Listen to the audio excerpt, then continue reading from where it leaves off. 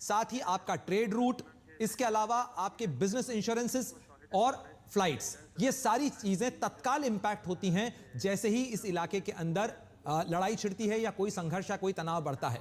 तो ये एक बड़ा संकट है और ये व्यापक संकट है जिसका दायरा लगातार बढ़ता चला जा रहा है। बहरीन से बयान सामने आया है, ओमान की तरफ से फिर एक बार कहा गया है कि बातचीत अभी भी हो सकती है, समाधान हो सकता है। आप ये सोचिए कि गल्फ के ये सारे देश जो हैं, इनकी भी चिंता है। और भारत की चिंता के लिहाज से अगर हम बात करें तो जिस देश की 90 लाख से ज्यादा की आबादी इस पूरे इलाके के अंदर हो, हमारी चिंताएं लाजमी हैं। इसीलिए ईरान के अंदर भी भारतीय दूतावास की तरफ से एडवाइजरी इशू की गई थी। 23 तारीख को भी कहा गया था कि जब लड़ाई शुरू नहीं हुई थी तभी भारत सरकार की तरफ से कहा गया था कि कमर्शियल फ्लाइट्स अभी अवेलेबल हैं, जिन्हें निकलना है वो प्लीज निकल जाएं यहां से जितनी जल्दी हो सके। अब रूस का बड़ा बयान आ गया है, रूस की तरफ से पहला बयान आ गया है। व्लादिमीर पुतिन क्या इस जंग में आएंगे ये सब सोच रहे थे, लेकिन रूस की तरफ से जो बड़ा बयान आया है उसमें है कि ट्रंप ने अपना असली रंग दिखा दिया है। अब से कुछ दिन पहले तक याद करिए कि रूस, चीन और ईरान का संयुक्त अभ्यास हुआ था। अब शांति दूत ट्रंप, और ये कटाक्ष है, ट्रंप को शांति दूत का कटाक्ष देते हुए डोनाल्ड ट्रंप पर रूस का ये बड़ा बयान। ईरान पर हमले के बाद ट्रंप ने अपना असली रंग दिखा दिया, ये रूस की तरफ से कहा गया है।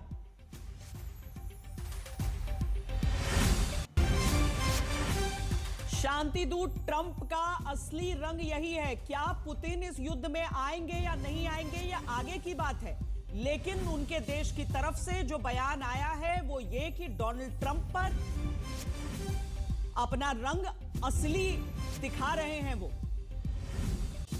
मेरे रहते युद्ध नहीं होता, मेरे रहते शांति रहती है, विश्व शांति का पुरोधा हूं, दुनिया के कई देशों के बीच जंग रुकवाई है। ये बातें डोनाल्ड ट्रंप ने बार बार कही हैं, अभी भी कहते रहते हैं और आगे भी कहेंगे, ये भी समझ लीजिए। लेकिन उनके आने के बाद से ईरान पर यह दूसरा आक्रमण हो गया है अमेरिका और इजराइल के साथ।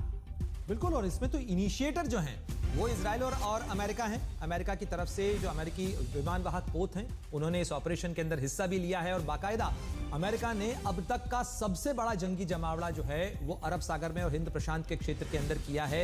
इस ऑपरेशन के लिए जितनी बड़ी संख्या के अंदर जो टैंकर्स हैं वो तैनात किए गए हैं, और कल तेल अवीव के एयरपोर्ट के ऊपर भी जो अमेरिकी टैंकर्स और अमेरिकी विमान थे उनकी बड़ी संख्या देखी गई। और उसको लेकर कई लोगों ने, जो यूजर वीडियोज होते हैं ना श्वेता, जिसके अंदर आप विमान में बैठे हुए और आप देख रहे हैं कि इतने सारे जो लड़ाकू विमान हैं या जो इतने अमेरिकी जहाज हैं अचानक से तेल अवीव के एयरपोर्ट पे, बेन गुरियन एयरपोर्ट के ऊपर क्यों नजर आ रहे हैं, उस तरीके के सोशल मीडिया पर कई लोगों ने पोस्ट किए थे इस एडवाइजरी के बीच कि अमेरिका अपने नागरिकों से कह रहा है, अपने दूतावास से कह रहा है कि जो नॉन एसेंशियल स्टाफ है उसको हटा लिया जाए। तो ये बीते 24 घंटे के घटनाक्रम में इसके इंडिकेशंस मिल चुके थे कि अमेरिका कुछ बड़ा करने की तैयारी कर चुका है जेनेवा में बातचीत करने के बावजूद। तो इसीलिए राष्ट्रपति जो व्लादिमीर पुतिन है उन्होंने यह कटाक्ष जरूर किया है, लेकिन बड़ा सवाल यह है कि क्या रूस कूदेगा इस लड़ाई में? जवाब अभी तक तो ना में ही नजर आता है, क्योंकि इस समय रूस की जो फिक्र होगी, रूस की जो कोशिश होगी वो ये होगी कि यूक्रेन की लड़ाई का जो मोर्चा है उस पर से अभी दुनिया का ध्यान हटा हुआ है, दुनिया का ध्यान हट जाएगा, क्योंकि ईरान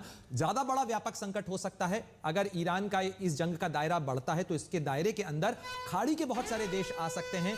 इसलिए ज्यादा चिंता इसलिए होगी, दुनिया की एनर्जी सप्लाई के लिए भी चिंता होगी। दुनिया के जो कई देश हैं, कतर में ईरान के हमले का अलर्ट जारी हो गया है। हम कुछ ही देर में आपको वो मैप दिखाते हैं जहां पर आप ईरान के इर्द गिर्द यूएस बेसेस कहां-कहां है और कहां-कहां अलर्ट है इस समय, वो हम आपको दिखाते हैं कुछ ही देर में। कतर की ओर से मिसाइलें आ रही हैं और मिसाइलें आ रही हैं। कतर में ईरान के हमले का अलर्ट जारी किया जा चुका है। अमेरिका को शुरुआत से चिंता थी और इसीलिए जहां जहां उसके बेसेस हैं, वैसे तो वहां पर एयर डिफेंस की मौजूदगी रहती है। ऐसा नहीं है कि आप दूसरे देश में एयर अपना बेस बना लिया है आपने और उसको अनप्रोटेक्टेड छोड़ते हैं। अनप्रोटेक्टेड बिल्कुल नहीं होता, और उसमें केवल पेरिमीटर प्रोटेक्शन नहीं होता है, यानी कि केवल जमीन पे सैनिक नहीं मौजूद होते हैं जो प्रोटेक्ट करते हैं, बल्कि वहां पर एयर डिफेंस की बैटरीज जो हैं, जो छोटी बैटरीज जो उतने हिस्से को प्रोटेक्शन देती हैं, वो मौजूद रहती हैं। लेकिन उन देशों का संकट तो बढ़ ही जाता है जहां पर वो बेसिस हैं। बिल्कुल, आपने देखा पिछली बार भी जब इस तरीके की मई जून 2025 के अंदर लड़ाई हुई थी, संघर्ष हुआ था, तब उस समय भी ईरान की तरफ से न केवल इजराइल के ऊपर बमबारी की गई थी, इजराइल के ऊपर मिसाइलें दागी गई थी, बल्कि कतर का जो अल उदैद बेस है, जहां जो अमेरिकी बेस है, जहां पर अभी कुछ समय पहले ही अमेरिकी राष्ट्रपति डोनाल्ड ट्रंप गए भी थे, उस बेस को भी निशाना बनाया था। और एक तरीके से ईरान ने यह संकेत दिया था कि ईरान के ऊपर यदि वार किया जाता है तो फिर इस जंग का दायरा सीमित नहीं रहेगा। अमेरिका को लेकर ये सवाल उठते रहे हैं कि अमेरिकी बेसिस कई इलाके के अंदर हैं, यानी जो खाड़ी के देश हैं, चाहे बहरीन हो, चाहे कुवैत हो, चाहे कतर हो, चाहे संयुक्त अरब अमीरात हो, चाहे सऊदी अरब हो, इन तमाम देशों के अंदर अमेरिका के बेसिस मौजूद हैं। और अगर ईरान की तरफ से इन देशों के ऊपर अमेरिका को ही टारगेट करते हुए भी यदि कार्रवाई की जाती है तो भी कम से कम जो एयर स्पेस है, जो सॉवरेनिटी है, वो इन देशों की तो वायलेट होती ही है। इसीलिए कहा जा रहा है कि ये जो कार्रवाई है, अब की बार का दायरा 12 दिन तक सीमित रहेगा क्या, ये कहना स्पष्ट अभी नहीं कहा जा सकता है कि ये 12 दिन तक ही सीमित होगा या कोई सीमित संघर्ष है। साथ ही जब आप रेजिम चेंज के ऑपरेशन की बात करते हैं, जब आप केवल न्यूक्लियर फैसिलिटी को खत्म करने की, टारगेटेड ऑपरेशन की, या जो सर्जिकल स्ट्राइक से उसकी बात नहीं कर रहे हैं, अब आप एक वाइडर ऑब्जेक्टिव की बात करें। राष्ट्रपति डोनाल्ड ट्रंप का बयान और उसका एक एक वाक्य बहुत महत्वपूर्ण है, क्योंकि वो ये बताता है कि आगे अमेरिका क्या कंटेम्पलेट कर रहा है, क्या सोच रहा है,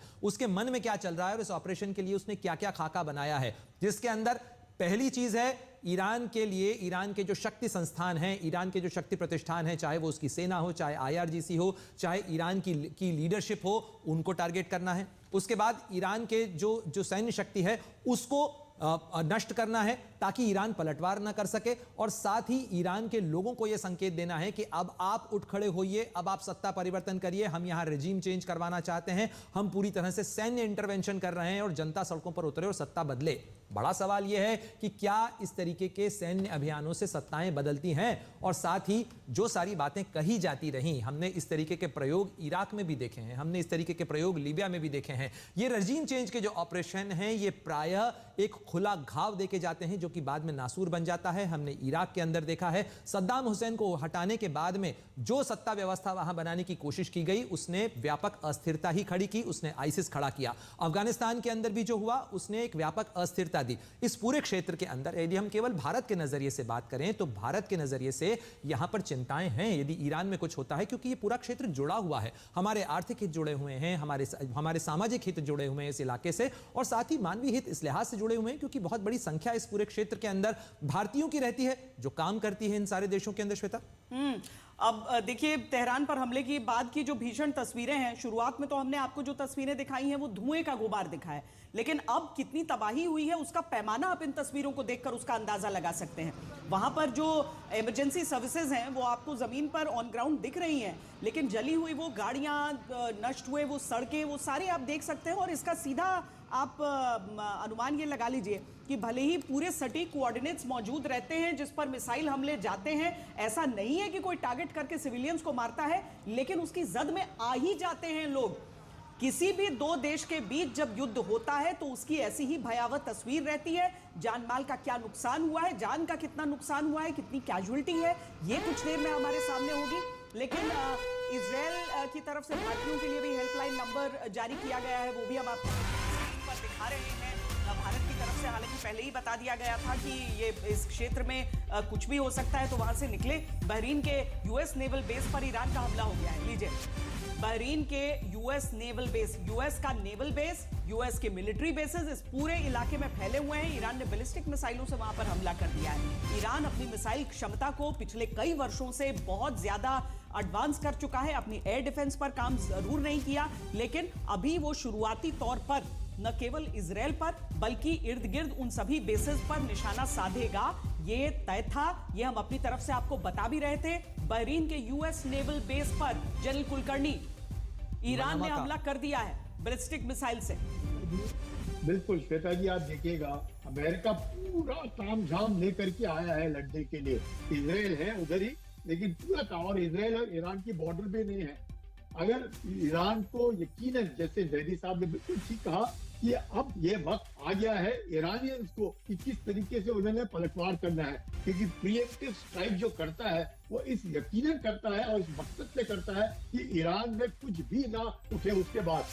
इसके बावजूद हम देख रहे हैं कि ईरान ने पलटवार किया है, ईरान ने इजराइल के ऊपर मिसाइल गिराई है, ईरान बेसिस पे हमला कर रहा है। क्या अब ये कितने दिन टिकेगा, कितने घंटे चलेगा, वो ईरान के ऊपर है। लेकिन इतनी खबर लेने के बावजूद भी अमेरिका अगर प्रीएम्प्टिव स्ट्राइक कर रहा है और ईरान पलटवार करने की काबिलियत रखता है, तो जरूर कुछ ना कुछ ईरान के पास है। आज की तारीख में 3 से 5 हजार मिसाइल हैं, थोड़ा मिसाइल जो उसके पास है, जिसका रेंज 2000 किलोमीटर है, थोड़ा मिसाइल, तो आप समझ सकती हैं क्या है। लेकिन इसके बावजूद भी अगर अमेरिका पूरा तामझाम लेकर के आया है, ईरान को मालूम है कि किस प्रकार से रूस ने यूक्रेन किया है, यूक्रेन के ऊपर किस तरह का हमला हुआ है, कितने 50,000 टन एम्युनिशन लगातार हर रोज यूक्रेन पे गिराने की काबिलियत रूस रखता था और रूस गिरा रहा था। तो अगर इस तरीके की मिसाइल आप दिखा रही हैं, जो चित्र देख रहे हैं हम लोग, इससे साफ पता चल रहा है कि कितना भारी नुकसान ईरान के बीच हो रहा है। तो इसमें भी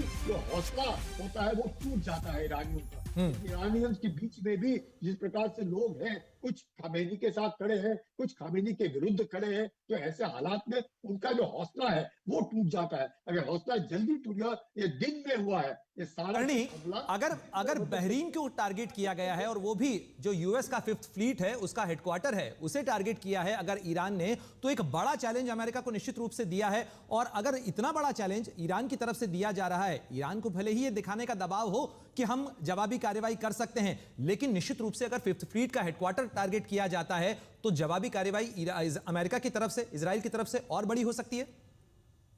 देखिएगा, सवाल ये है कि इजराइल अपना ईरान को काफी देश उसको मदद कर रहे होंगे, खासकर इंटेलिजेंस, सर्वेलेंस और पूरा का पूरा इंफॉर्मेशन देने में। चीन से हुआ, रूस से हुआ, उसके इर्द गिर्द के, तो उनको खबर तो आ रही है, उनको भी मालूम है कि अमेरिका के बेसिस कहाँ पे है, पिन पॉइंट पे है, तो दुनिया भर। जवेद कुलकर्णी, एक और बड़ी खबर आ रही है इस समय, ईरान ने यूएई पर हमला किया है। तो देखिए, ईरान जिस चीज की चेतावनी दे रहा था कि इसका दायरा बड़ा हो सकता है, साथ ही यदि ईरान पर वार किया गया तो फिर केवल उसके टारगेट के ऊपर इजराइल नहीं होगा, अमेरिका के हर वो बेस जो कि इस खाड़ी के तमाम देशों के अंदर मौजूद हैं, चाहे वो यूएई हो, बहरीन हो, कुवैत हो, कतर हो, इन तमाम देशों के ऊपर भी टारगेट किया जाएगा। ईरान पलटवार का जब वार करेगा तो फिर उसका दायरा सीमित नहीं होगा, इन तमाम देशों को जद में लिया जाएगा। और वही ईरान चरितार्थ करता हुआ, सच करता हुआ यहां नजर आ रहा है। ईरान ने न केवल इजराइल के ऊपर मिसाइलें दागी हैं, बल्कि संयुक्त अरब अमीरात के अंदर भी, बहरीन के अंदर भी, और साथ ही जो खाड़ी के अन्य देश हैं वहां पर भी टारगेट किया गया है। और निश्चित रूप से जो श्वेता, हम लगातार बात कर रहे थे कि इस जंग का दायरा बढ़ता चला जा रहा है, जैसे जैसे ये ईरानी कार्रवाई आगे बढ़ रही है, साथ ही अमेरिका और इजराइल की तरफ से ऑपरेशन एपिक फ्यूरी जो है वो अभी भी अंडरवे है।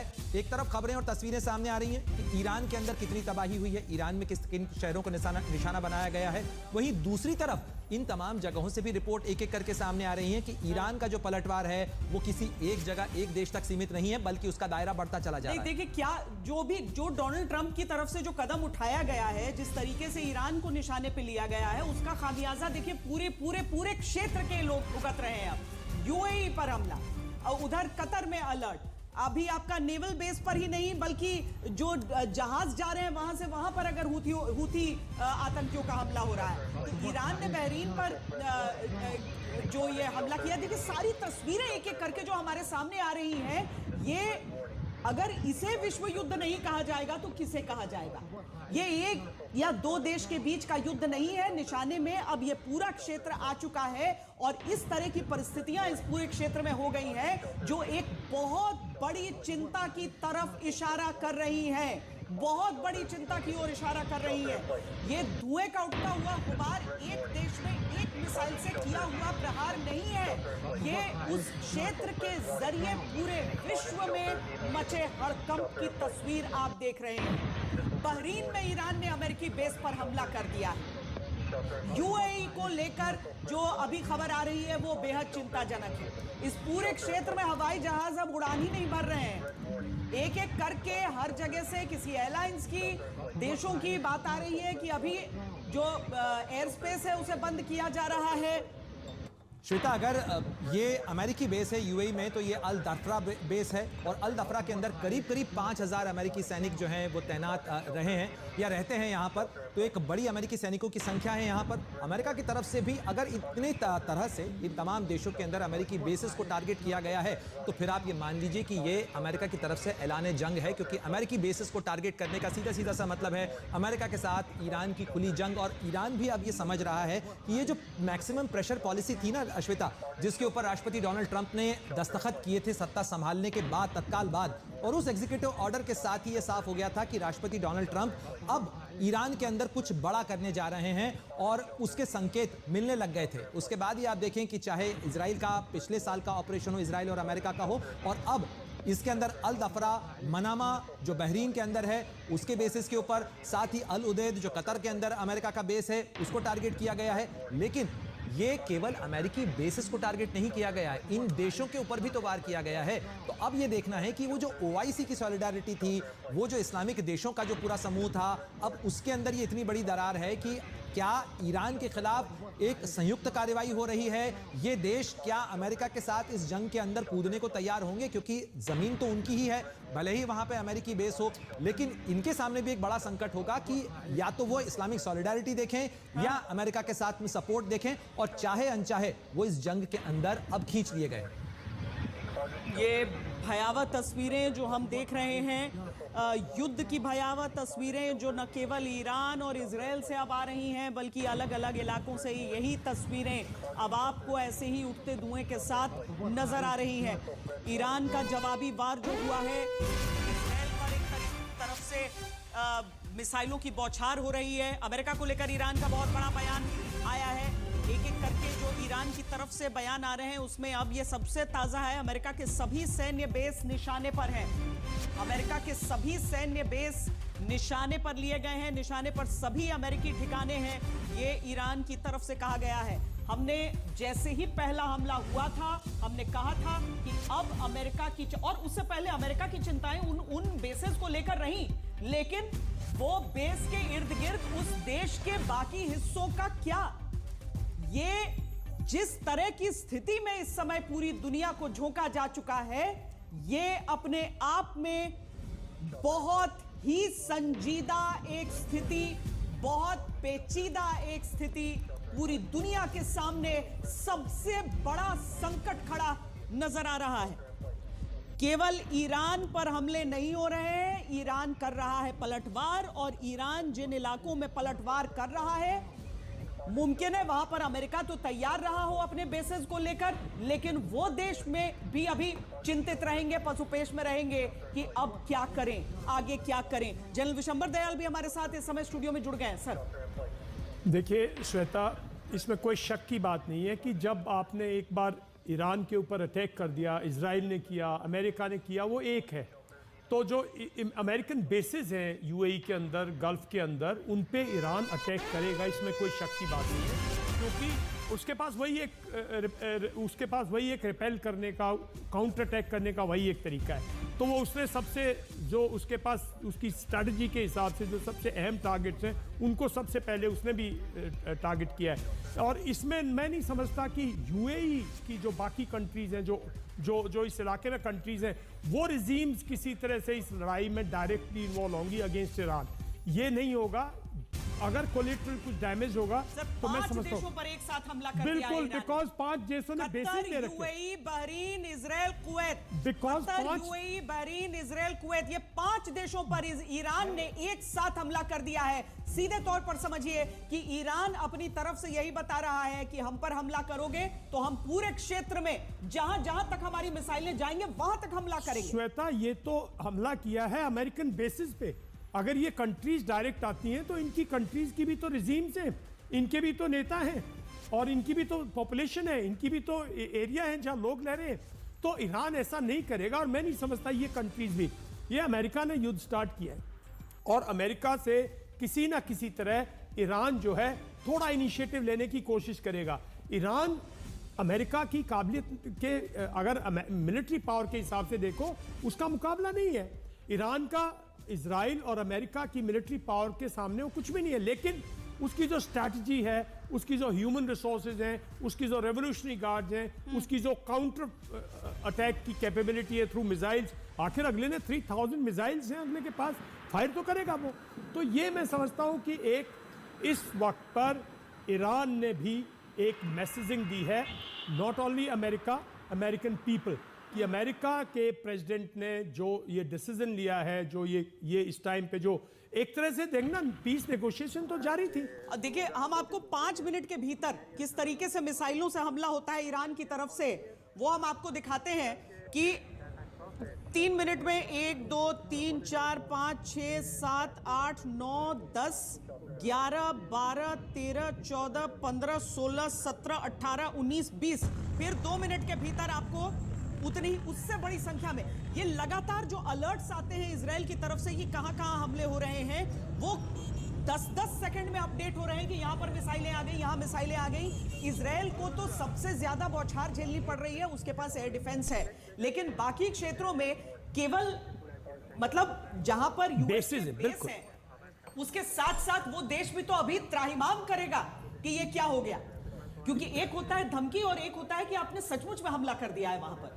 तो सचमुच में तो हमला अमेरिका ने और इजराइल ने किया है, तो उसको काउंटर अटैक तो करेगा। अगर ये सोचते कि भाई ईरान बिल्कुल कुछ नहीं करेगा, बल्कि अगर ईरानियन स्ट्रैटेजिस्ट ठीक करते और ठीक सोची होती तो Iran could have also initiated the war. Iran के ऊपर तो पिछले 1 महीने से बादल गज रहे, इसके बादल बरसा, वो है एक तरह से भय बना हुआ है, लोगों में बिजनेस नहीं हो रहा, स्ट्रीट्स में बिल्कुल कोई हरकत नहीं है। तो ईरान तो ऑलरेडी 1 महीने से वॉर के सिचुएशन में है। तो ये पीस की होप थी जो मैं समझता हूं अमेरिकन ने और इजरायलीज ने जो है वो भंग कर दी, और अब मैं समझता हूं लंबा युद्ध खींचेगा और इस लंबे में नुकसान होगा, सबका नुकसान होगा, जैसे आपने भी कहा पहले और हम भी कह रहे हैं, हमारा नुकसान होगा, साउथ ईस्ट एशिया का नुकसान होगा। साउथ ईस्ट एशिया की इमेजिन करो, एयर ट्रैफिकेबिलिटी बिल्कुल डिस्कनेक्ट हो जाएगी कुछ दिन के लिए। तो कैप्टन पांडे, अगर आप अभी तक जुड़े हुए हैं हमारे साथ, आपसे हम वो एयर डिफेंस और उस मिसाइल क्षमता दोनों चीजों पर समझना चाहते हैं। हम सारे एरिया में देख रहे हैं, अगर ये जहां पर यूएस बेसिस पर हमले हो रहे हैं सर, तो वहां पर किस तरीके से, क्या मतलब ये जो स्ट्राइक्स ईरान की तरफ से की जा रही होंगी वो केवल उस बेस को थ्रेटन कर रही हैं, या मिसाइलों की जद में वो आसपास के हिस्से भी आ सकते हैं? देखिए, 2 बातें बहुत ही महत्वपूर्ण है। पहली बात ये कि जिस प्रकार से हमले हो रहे हो, आपने जैसे बताया भी कि 5 देशों के खिलाफ जो आपने टारगेट किया है, आप इनको कहिए 5 देशों की जगह अगर आप कहें कि 5 यूएस बेसिस को जो 5 जियोग्राफिकली 5 देशों में हैं उन पर अटैक किया तो बेहतर होगा, क्योंकि अभी जो हमारी एवॉनिक्स है और जो लड़ाई का प्रिसीजन मेजरमेंट है वो इतना एक्यूरेट हो चुका है कि आप पिन पॉइंट अटैक कर सकते हैं। भारत ने सिंधु में इसका उदाहरण पेश किया था, बालाकोट में पेश किया था, और गल्फ वॉर में अमेरिका ने पेश किया था। तो प्रिसीजन का कोलैटरल के डैमेज की संभावना होती है, मैं उससे इनकार नहीं कर सकता कि 100% कोई भी सिस्टम को प्रूफ नहीं होता, कुछ एरर हो सकता है, लेकिन 100 में से 5% संभावना होगी कि कोलैटरल डैमेज हो सकता है। दूसरी बात कि जिस प्रकार से हमले कर रहा है, ये बताता है साफ कि ईरान की प्रिपेयर्डनेस, उसने अपनी तैयारियां सोची कैसे की होंगी। उसको पता है कि ये पिछले 1 महीने से डिप्लॉयमेंट एक के बाद होता जा रहा है सब देशों में, और थर्ड सिस्टम जो है अमेरिका का एंटी, जिसका कि आप सभी लोग जानना चाहेंगे, जब इतना अटैक हो रहा है तो ये क्या बेसिस अब तक तबाह गए होंगे? लड़ाई तो तब होगी ना जब बेसिस हो दोनों तरफ, ईरान के बेसिस भी, ईरान के अंदर जो लॉन्च पैड है वो बचे, और जो ये 19 यूएस बेसिस हैं इजराइल, ये बचेंगे तभी तो लड़ाई होगी। निश्चित रूप से ये जो है एयर डिफेंस सिस्टम जो है इस लड़ाई को लंबा करने में कामयाब हो रहेगा, क्योंकि ये थर्ड सिस्टम इतना जबरदस्त है कि ये इनको रोकने देगा। एक और तीसरी बात मैं ऐड करूंगा, जो ब्लास्टिक मिसाइल्स हैं उनको 2 श्रेणी में बांटा जा सकता है जो ईरान के पास है। एक जो है वो शॉर्ट रेंज की है और एक मीडियम रेंज की। जो मीडियम रेंज की है उनकी जो जत है वो 1240 माइल है, लगभग आप कह सकते हैं कि 2,500 किलोमीटर। तो उसमें सारे देश जितने भी हैं, 19 जो यूएस बेसेस हैं प्लस इजराइल, ये सभी उसके अंदर आ जाते हैं। तो इसी वही उसी का उदाहरण दिख रहे हैं। लेकिन जो आश्चर्यचकित जो कर रही हैं बातें जो मुझे, कि इतना डिप्लॉयमेंट के बाद जब पता नहीं कब लड़ाई होगी, ईरानियन जो एयर डिफेंस सिस्टम था वो भी एक्टिवेटेड था, और इंटेलिजेंस, सर्वेलेंस और रिकॉग्निसेंस की जो ऑपरेशंस थे अमेरिका और इजराइल द्वारा लगातार किए जा रहे थे, उसके बाद भी अगर ये लॉन्च पैड नहीं दिखाई दिए या उनको छुपा कर रखा गया, तो ईरान की तारीफ करनी होगी कि उसने इतने बड़े जो है दुश्मन के सामने अपने आप को सुरक्षित रखा। बड़ी खबर और बता दें आपको, जॉर्डन और सऊदी अरब में भी ईरान का बड़ा हमला हुआ है। जॉर्डन और सऊदी अरब में भी ईरान ने बड़ा हमला किया है। ईरान एक तरीके से पलटवार ऐसे कर रहा है जिसे अंग्रेजी में कहते हैं विद अ वेंजेंस, और ये तो लिटरली बिल्कुल शब्दशः हम कहेंगे। जॉर्डन और सऊदी अरब में भी ईरान की तरफ से बड़ा हमला हो गया है। वो दिखा रहे हैं कि हमें सारे जो बेसेस हैं, यूएस मिलिट्री बेसेस हैं, यूएस नेवल बेसेस हैं, और अपनी तरफ से ही उनका साथ देने के लिए सारे जो संगठन हैं उनकी तरफ से भी फायर करना शुरू हो गया। हालांकि वो इजराइल की तरफ फायर कर रहे हैं, और ईरान इन सभी जगहों पर फायर करके एक बड़ा संदेश देने की कोशिश भी कर रहा है कि अगर हम पर हमला होगा तो हम चुप नहीं बैठेंगे। अमेरिका की तरफ से जो कार्रवाई इजराइल के जरिए की गई है, उस कार्रवाई को हम इस रूप में देखें कि सत्ता परिवर्तन की कोशिश अमेरिका की तरफ से एक बार फिर इस बार ईरान में करने की कोशिश हुई है। लेकिन सीधे तौर पर सत्ता परिवर्तन से पहले के जो पूरा चक्रव्यूह है वो यहां नजर आ रहा है।